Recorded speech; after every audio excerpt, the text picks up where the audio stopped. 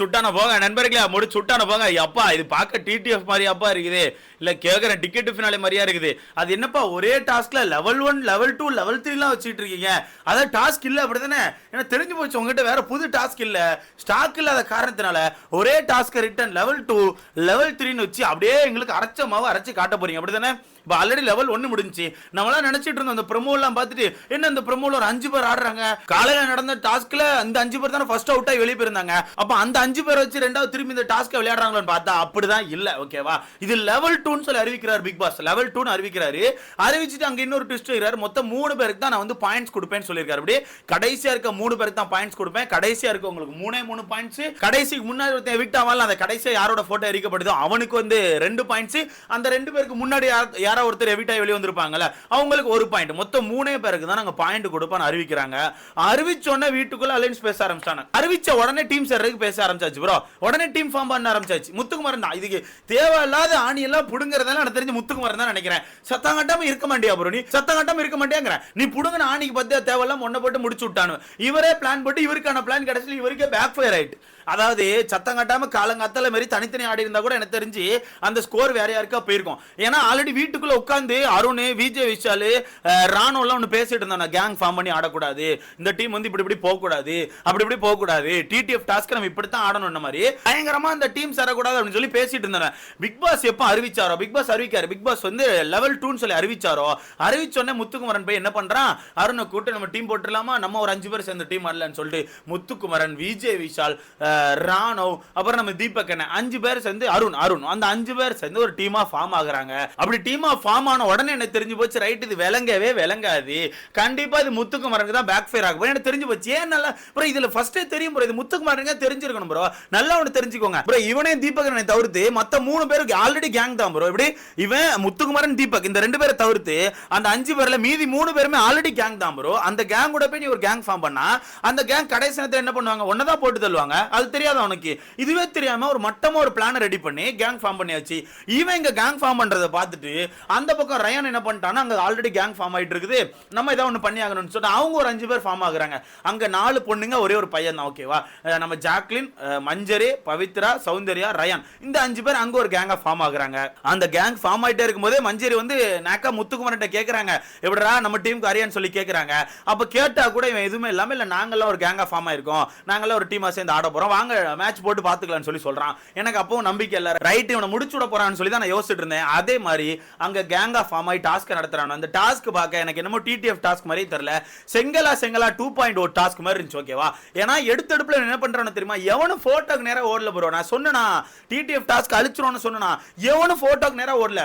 பாதி பேர் போட்டோக்கு நேரா ஓடுறான், பாதி பேர் இங்க சுத்தியலுக்கும் அது பேர் என்ன பெல்லுக்கும் ஓடி வரான், பாதி பேர் சுத்தியலுக்கும் பெல்லுக்கும் ஓடி வரான். இல்ல எடுத்தடுப்புல நம்ம விஜய், விஷாலும் ரயானும் தான் பயங்கரமா போட்டி போட்டு ஓடி வந்து இதுல ரயான் சுத்தியல எடுத்துட்டான். ரயான் சுத்தில எடுத்தா அந்த பக்கம் ரயான் சுத்தில வச்சு நின்றுட்டு இருக்கான். இவனெல்லாம் போய் சட சடன் மொய்க்க ஆரம்பிக்கும் போது ரயான் என்ன பண்ணிட்டான்னா சுத்தில தூக்கி வீசினா மஞ்சரி இந்த சுத்தில எடுத்துட்டு படுத்துட்டாங்க சுத்தில மேல. செங்கலா தெரியுதா, பவித்ரா படுத்தாங்களா, அதே மாதிரி திருப்பி பவித்ரா வந்து படுத்தாச்சு. பவித்ரா, மஞ்சரி, அதுக்கு மேல ஜாக்லின் எல்லாம் சேர்ந்து மொத்தமா அந்த சுத்தியல் மேல படுத்தாச்சு. எப்படி எடுக்க முடியும், என்ன பண்ண முடியும் சொல்லுங்க? எதுவுமே பண்ண முடியாது. அப்ப நீங்க இப்படி ஒரு ஸ்ட்ராட்டஜி போட்டீங்கன்னா அவங்க இப்படி ஒரு ஸ்ட்ராட்டஜி போட தான் செய்வாங்க. ஸ்ட்ராட்டஜி போட்டு ஒரு மாதிரி கொச்சன்னு ஆயிடுச்சு. ஆக்கே நல்லா இல்ல ப்ரோ, உண்மையா டிடிஎஃப் டாஸ்க் மாதிரியே இல்ல ப்ரோ. ரொம்ப ஒரு மாதிரி எனக்கு சத்தியமா பிடிக்கல ப்ரோ. நான் எல்லாம் வெசாம வெளியே நியூ இயர் செலிப்ரேட் பண்ண கிளம்பலாமான்னு உட்காந்துருக்கேன். வெறுப்பா இருக்கு ப்ரோ சத்தியமா. ஒரு மாதிரி உட்காந்தாச்சு. அதுல இவன் ராணுவ பாத்தீங்கன்னா கை உடஞ்சிருக்குன்னு சொல்றான், கையெல்லாம் உள்ள விட்டு ஒரு மாதிரி கிண்டி அந்த சுத்தியல் எடுக்க ட்ரை பண்றான். கடைசியில் என்னெல்லாமோ பண்ணி சௌந்தர்யம் பயங்கர போறாங்க ப்ரோ. இந்த பக்கம் சௌந்தர்யா முத்துக்குமரன் லாக்க போட்டு உருட்டுறாங்க, தீபகன் லாக்க போட்டு உருட்டுறாங்க, என்னெல்லாமோ பண்ணிட்டு இருக்காங்க. கடைசியில் அப்படி இப்படின்னு பிடிச்சி உருட்டி போட்டு சுத்தியல் எடுத்துட்டானு. சுத்தியல் எடுத்து அங்க அடிக்க போனா அந்த இடத்துல ராணுவம் என்ன பண்றான்னா பெல்ல பிடிச்சிக்கிட்டான். பெல்ல பிடிச்சா இவங்க எல்லாம் போய் பெல்ல புடுங்க போறாங்க, கைன்னு கத்துறான், ஏமாத்தான், கைன்னு எப்ப கைன்னு சொல்லி விட்டா வாடா பெல் அடிங்கிறான். அங்க ஒரு ஏமாத்துக்கு ஏமா போட்டாச்சு. கடைசியில் அங்க என்ன பண்ணா, முத்துக்குமரன் போய் அடிச்சிட்டான். எப்படியே முத்துக்குமரன் போய் பெல் அடிச்சிட்டான். அடிச்சா யாரோட இது போயிருக்குன்னு பார்த்தா நம்ம ரயானுக்கான இது அத்துட்டு போயிட்டு, எப்படியே ரயானுக்கான போட்டோ அத்துட்டு போனா அங்க 4 பொண்ணுங்க தான் இருக்காங்க. அங்க 4 பொண்ணுங்க, 5 பசங்க, பாய்ஸ் வெர்சஸ் கேர்ள்ஸ் மாறி விட்டது. இது உண்மை அப்படித்தான். பாய்ஸ் வர்சஸ் கேர்ள்ஸ் மாறிட்டு ப்ரோ. 4 பொண்ணுங்கிட்ட போய் எப்படி ப்ரோ இந்த டாஸ்க்ல போராட முடியும்? சுத்தியில எடுக்கணும், போட்டோ எடுக்கணும், எப்படி போராடுவீங்க? ஒண்ணுமே பண்ண முடியாது. என்ன நான் 5 பசங்க நேரா போட்டோக்கா வர்றான வாய்ப்புகளே கிடையாது. 5 பசங்க நேரா நான் சுத்தியலுக்கா வர்றான வாய்ப்பு கிடையாது. ரெண்டு பேரா பிரிஞ்சு 2 சைடு போறானுவ. 2 பேர் சுத்தியலுக்கு போறானுவ. ஒருத்தன் என்னன்னா அந்த பெல் எடுக்க போறான், இங்க ஒருத்தன் போட்டோ எடுக்க போறான். நேக்கா பிடிச்சிக்கிட்டானுவ. இதுல அடுத்த ரவுண்ட்ல கரெக்டா மஞ்சரி தூக்கி விட்டானோ. அவ்வளவுதான். மஞ்சரி போட்டோ எனக்கு தெரிஞ்சு முத்துக்குமரன் எடுத்துட்டாரு நினைக்கிறேன். முத்துக்குமரன் வந்தாரு. இவனும் பெல் எடுத்துட்டு ஓடி பாக்குறானு, சுத்திர எடுத்து ஓடி பாக்கானு, எங்க வளைச்சு கிளச்சு புடிச்சு கிடிச்சு போட்டு அந்த எடுத்து போட்டு குடுப்பாடுன்னு சொல்லி புடிங்கி அடிச்சு விட்டானு. அடிச்சாச்சு. மஞ்சரி அவுட். ஓகே, மஞ்சரி அவுட் பண்ணியாச்சு. அடுத்த ரவுண்ட் ஸ்டார்ட் ஆகுது. சேம் அதே ப்ராசஸ் அப்படியே நடக்குது.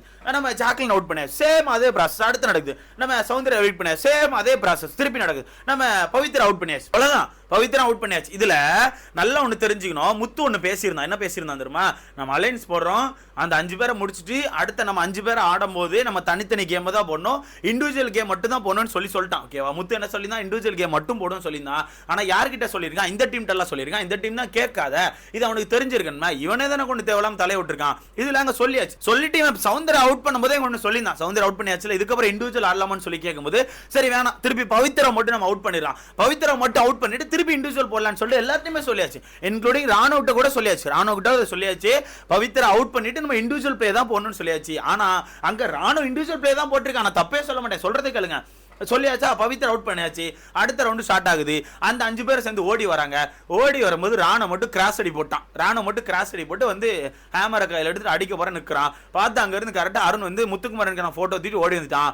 ஓடி வந்தா கரெக்டா சுத்தி எழுதி கையில கொடுத்துட்டு அவன் அடிச்சிட்டான். அடிச்சா ராணுவட்ட போய் கேட்டா, ஏப்பா எனக்கு தெரியாதுப்பா, நீங்க இண்டிவிஜுவல் பிளே எப்பப்பா பண்ண சொன்னீங்க? அதெல்லாம் எனக்கு தெரியாதுப்பா, அதெல்லாம் எனக்கு தெரியவே தெரியாது.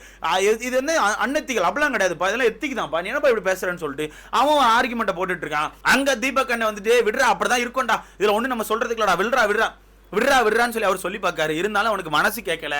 முத்துக்குமார் நம்ம இவ்வளவுக்குள்ள இந்த ஒரு டீம் கொண்டு அவ்வளவு பிளான் போட்டு அவ்வளவு இது பண்ணி ஃபர்ஸ்ட் 5 பேர் அவுட் பண்ணி இவ்வளவு தூரம் கொண்டு வந்தோம்டா, கடைசியில் என்னையே முடிச்சு விட்டீங்களான்னு சொல்லி மாதிரி உட்காந்துருக்கான். இதுல ராணோ கடைசியில் ஒண்ணு சொல்லிட்டான், நீங்க என்ன சொல்றீங்க, இப்போ வந்து இண்டிவிஜுவலா ப்ளே பண்ண சொல்லிட்டீங்க, நான் இண்டிவிஜுவலா முடிவு பண்ணிருக்கேன் நினைச்சுக்கோங்க அப்படின்ட்டான்.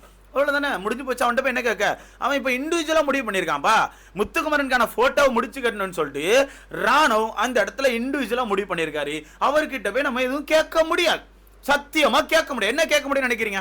என்ன கேட்க முடியாது? எதுவுமே கேட்க முடியாது. அவ்வளவுதான், முடிஞ்சு போச்சு. முத்துக்குமரன் அவுட் பண்ணியாச்சு. எனக்கு தெரிஞ்சு வச்சிருந்தா இது நடக்கும்னு சொல்லிட்டு முத்துக்குமரன் அவுட் பண்ணா அந்த 4 பேர் இருக்காங்க. யார் 4 பேர்? தீபக் அண்ணன், அருண், ராணோ, விஜய், விஷால். இந்த 4 பேர் சேர்ந்து அந்த டாஸ்க் ரிட்டர்ன் ஸ்டார்ட் பண்றாங்க.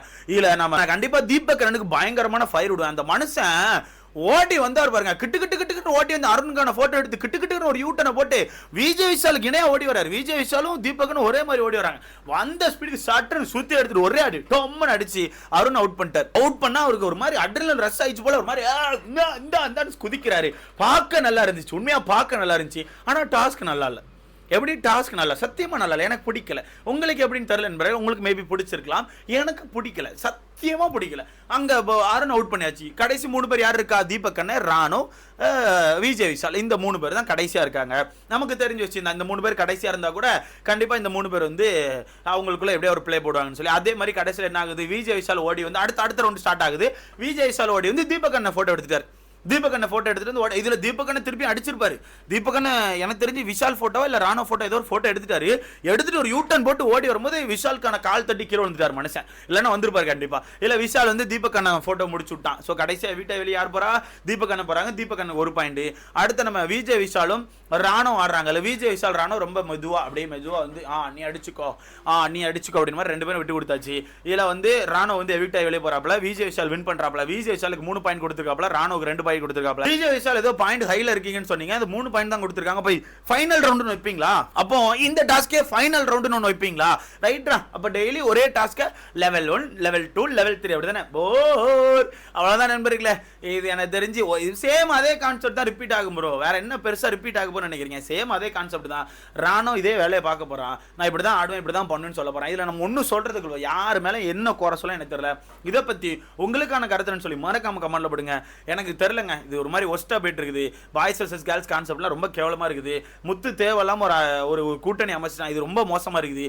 இதுக்கு எனக்கு தெரிஞ்சு சாட்டர்டே சண்டே முத்துக்கு தரமான ஆப் இருக்கும் நான் நினைக்கிறேன். ஸோ இதை பத்தி உங்களுக்கான கருத்துன்னு சொல்லி மறக்காம கமெண்ட்ல போடுங்க. முடிஞ்சா சேதனை அந்த காடை 2 உடைச்சு போகடா உங்களுக்கு எவனுக்கும் கிடையாரான்னு தூர போட்டுருங்க. நல்லது நான் நினைக்கிறேன்.